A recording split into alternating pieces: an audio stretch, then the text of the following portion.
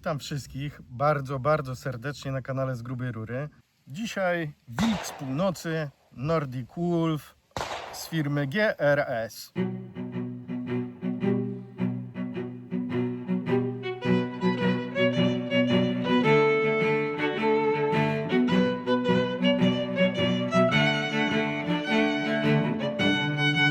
Wielu myśliwych czy też strzelców, kupując karabin, decyduje się na karabin w osadzie polimerowej. Firmy się w tym prześcigają, polimer jest tańszy, łatwiejszy w utrzymaniu.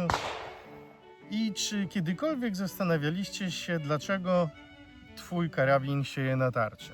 Mimo że lufa jest zimna, amunicja dobrana, powtarzalna, fabryczna, markowa dobra, celownik, montaż dobry, odpowiedź często kryje się w wiotkości fabrycznego polimeru.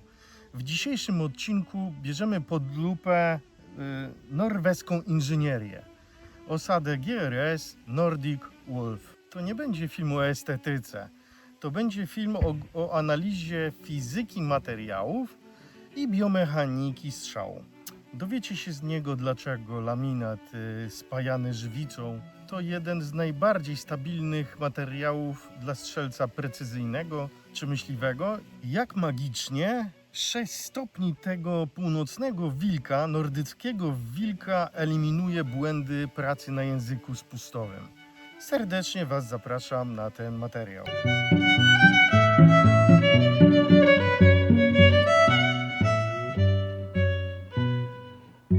Większość strzelców zaczyna od fabrycznego polimeru.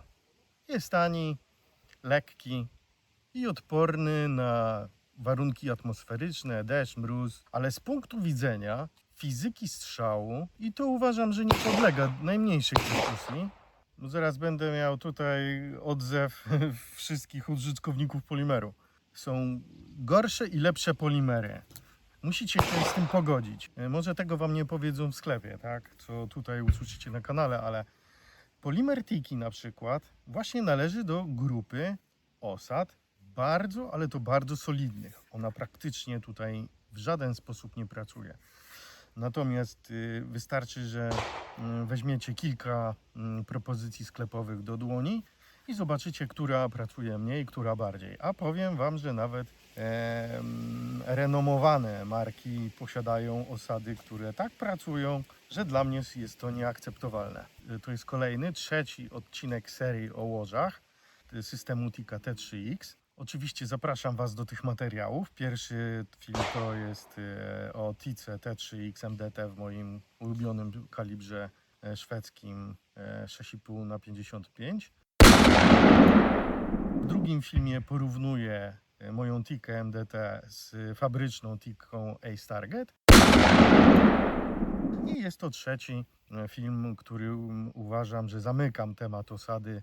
Myślę, że to wypełnia cały ten temat wystarczająco, byśmy mogli powiedzieć, że jesteśmy w posiadaniu odpowiedniej wiedzy i dzięki tej wiedzy dokonywać odpowiednich wyborów. Polimer wtryskowy pod obciążeniem, na przykład przy mocnym dociśnięciu bipodu, łoże potrafi lekko odkształcić i czasami dotknąć lufę. Czasami dzieje się to podczas strzału, niwelując jej pływający charakter. Nie mówiąc już o tym, że polimer jest bardzo wrażliwy na różnice temperatur, ogólnie na temperaturę. To nie jest lotnicze aluminium, które ma tolerancję minus 40 plus 80. Jest to dedykowane łoże do mojej Tiki T3X, ale uwaga, w lufie o ciężkim profilu, w Warmincie.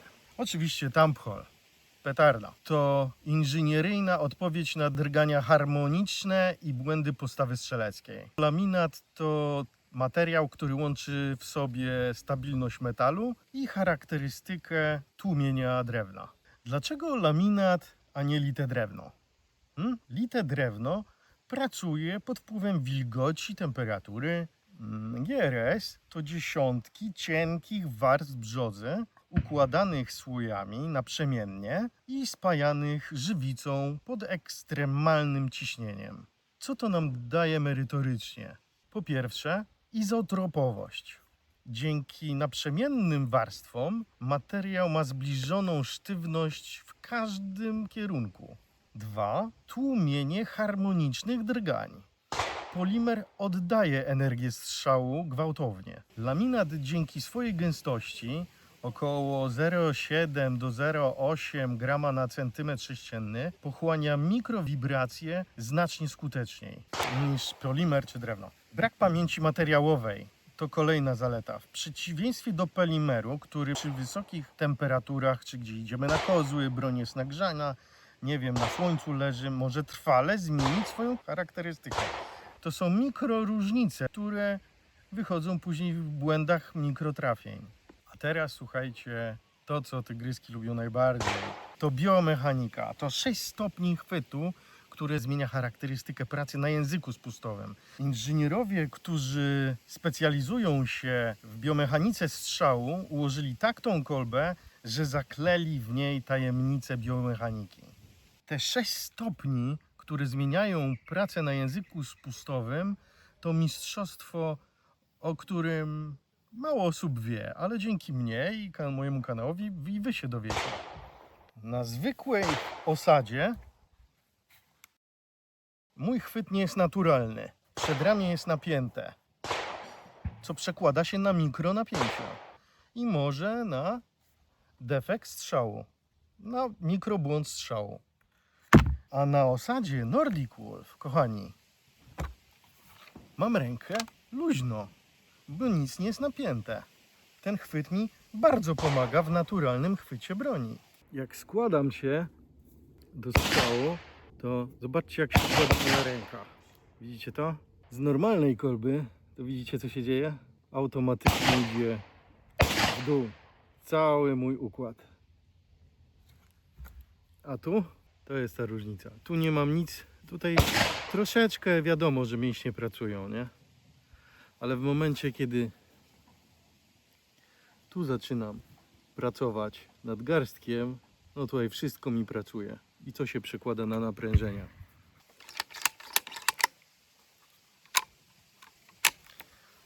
A w osadzie Nordic Wolf mam rękę luźno. Kluczowym elementem GRS Nordic Wolf jest autorski kąt chwytu, odchylony o 6 stopni na zewnątrz. To nie jest zabieg estetyczny. W klasycznej osadzie, jak widzieliście, mój nadgarstek jest nienaturalnie wyprostowany, co powoduje napięcie przedramienia. W GRS-ie mój nadgarstek ląduje w pozycji neutralnej. Co to oznacza dla mojej celności? Wiele. Rozluźnienie mięśni dłoni wpływa na lepszą izolację pracy palca wskazującego na spuście. Ściągam spust idealnie zgodnie z osią karabinu, eliminując tak zwane zerwanie strzału bocznego. System Speedlock eliminuje parallax error wynikający ze złego złożenia się.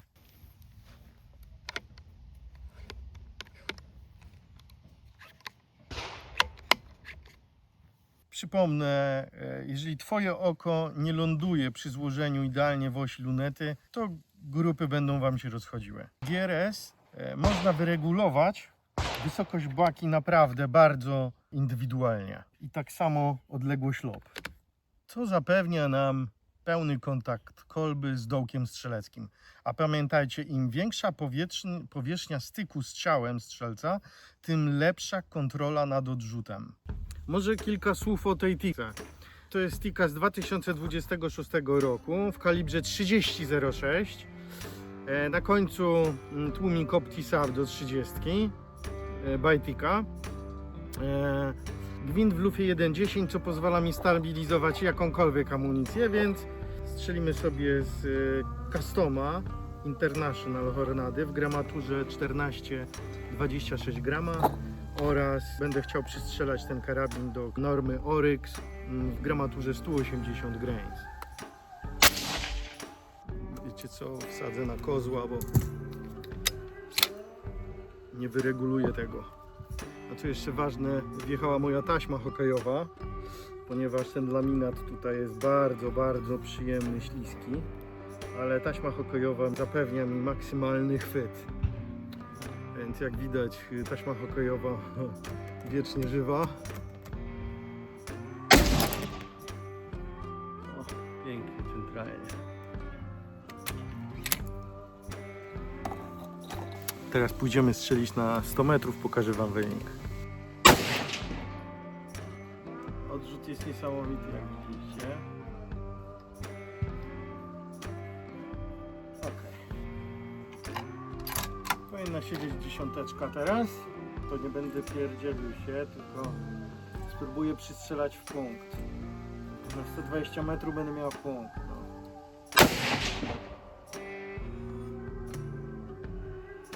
No i jest dziesiątka centralna. Dobra. Widzimy, no piękne trafienie. Najpierw skupienie miałem takie na 120 metrów, więc mój palec standardowo. No i po korekcie dziesiątka. Nie będę dalej strzelał, bo to druga amunicja, ale no precyzyjna broń.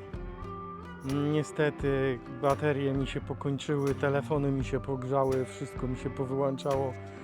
Tłumik tłumi, natomiast celność bez tłumika, bez kompensatora, no troszkę tłucze, no bo to 30.06, ale skupienie odpowiednie i odpowiedni nabój na to, żeby z sukcesem zakończyć każdy strzał na polowaniu. Dashbur. Kiedy warto inwestować w taki system? Czy GRS Nordic Wolf sprawi, że karabin nagle strzelać będzie sam celnie? Nie, bo broń sama nie strzela, ale on usunie kilka barier, które stawia przede mną fabryczny polimer. I moim zdaniem jest to kluczowe dla każdego myśliwego, który chce być precyzyjnym strzelcem. Wyeliminujemy po prostu pracę łoża, poprawimy ergonomię chwytu, co pozwoli nam na powtarzalne złożenie się do każdego strzału bez walki z karabinem. Pamiętajcie, że jak skręcacie łoże, to ta śruba ma być zlicowana z tą powierzchnią. Jeżeli ją wkręcicie za mocno, będzie Wam ograniczała pracę zamka. Więc tak to robimy, żeby ta śruba była tutaj w jednej prawie płaszczyźnie. To macie wtedy pewność, że zamek Wam będzie idealnie pracował. Więc dla kogo jest ten upgrade? Dla strzelca, który wyrósł już z fabrycznego setupu, który już rozumie, czym się różni ewolucja od zmiany, ale również ceni tradycyjną estetykę. Nie chce iść w aluminiowe Hazis, tak jak wcześniej prezentowane MDT czy Ace Target, ale ceni sobie fenomenalną ergonomię norweskiej szkoły projektowania łoża. Nadal jest to przepiękne, myśliwskie rozwiązanie. No i tyle w dzisiejszym odcinku. Mam nadzieję, że Wam się podobało. Ten, kto mnie nie subskrybuje, to niech subskrybuje. Zostawcie łapkę w górę, będzie mi bardzo miło. Ten GRS naprawdę stanął na wysokości zadania. Zapraszam Was do merytorycznych komentarzy. Powiedzcie mi, co o tym sądzicie. Mam nadzieję, że troszeczkę Wam oświetliłem tymi 3 filmami tematykę. Zabrakło tylko drewna, ale drewno to już wszystko chyba wiecie o drewnie. To nie jest jakaś tam tajemnica wielka. Dobra, i tym pozytywnym akcentem kończę dzisiejszy odcinek. Dziękuję Wam za uwagę. Z myśliwskim Dashbur. Zapraszam na kolejne moje materiały. Trzymajcie się. Cześć.